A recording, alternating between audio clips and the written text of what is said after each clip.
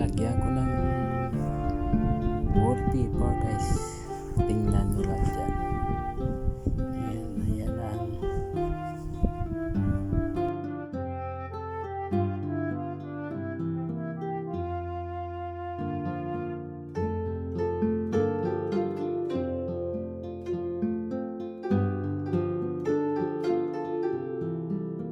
hello guys, good afternoon.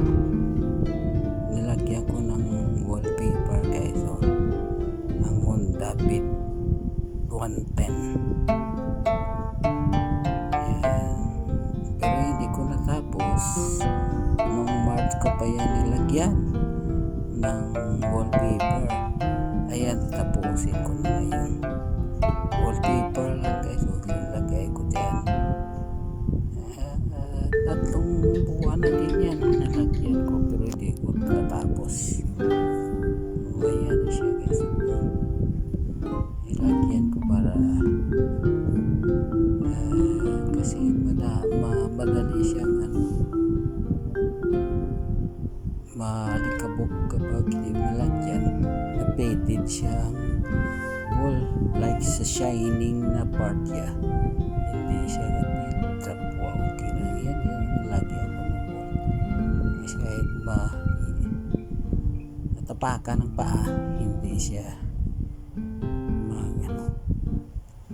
masira. Pwede din kunin. Pwede mo din yan kunin. Makuha mo bago pa rin. Ayan guys, na nilagyan ko na yan ang mga lang na hindi shiny na part ang nilagyan ko. Wallpaper yan ang nilagay na wallpaper. Mahilig ako sa black and white kasi ko yung ganyan mga dati black and white. Ayan, maganda yan. Ayan, tuloy lang yan guys sa nanonood. Binigay lang yan sa akin guys ang Honda Beat. Nilalagaan lang natin mga na to, mga 5 months. December, January, February, March, April, May. 5 months na ito noong May 12.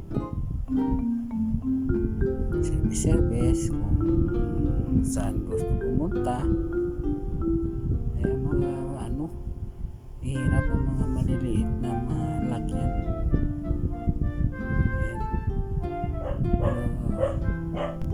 Kahit 110 siya guys, puro malakas siya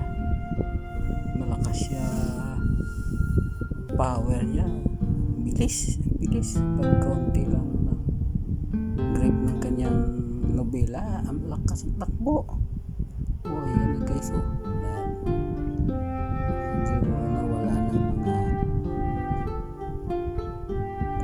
edit part nito yan.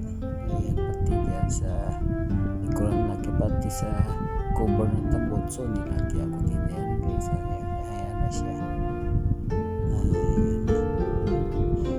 Para kasi kung magpagawa ka, mahal yan. Magpagawa ka sa mga sticker maker, naglagay ng mga sticker, mahal yan tsagaan. Nalagyan ko na din ng step mat